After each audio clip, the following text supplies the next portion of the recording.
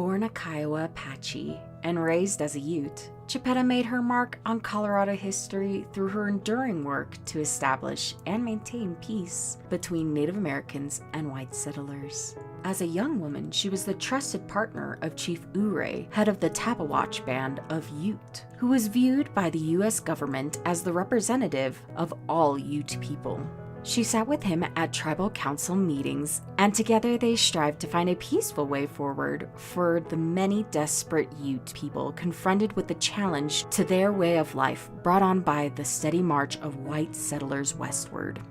During the Colorado Gold Rush of 1858 and after passage of the Homestead Act in 1862, thousands of white immigrants poured into ancestral Ute lands in Colorado to mine gold and to set up farms. Conflicts with the native people invariably rose as their land was occupied and game was driven off. Only one Ute chief, Chief Ouray, Chipeta's husband, was willing to sign an agreement with the U.S. government in an attempt to find a peaceful solution.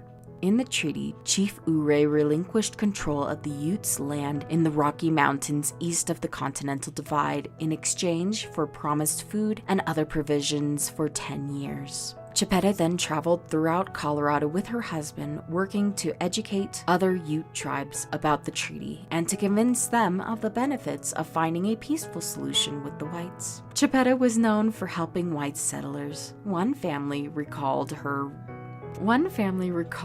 riding her pony and crossing a river to warn them of an imminent attack. Another white woman and her child were saved from hostile Utes by Chipeta, who took them in and provided them shelter in her home. After an uprising against the White River Indian Agency headed by Nathan Meeker, who had attempted to force the Utes to give up their traditional way of life, Meeker and 10 others were killed, with members of Meeker's family taken hostage. Upon the captives' release, it was Chipeta who cared for them. Once those women and children went east, they spread the word about Chipeta's kindness to them. In 1880, Chipeta traveled to Washington, D.C. with Ouray. She was called to testify before Congress, and using an interpreter, she answered questions about the Meeker massacre. In 1909, she was presented to President William Taft. Despite their efforts, the march of Western migration continued, and the Utes were forced off their lands in Colorado and onto a reservation in Utah.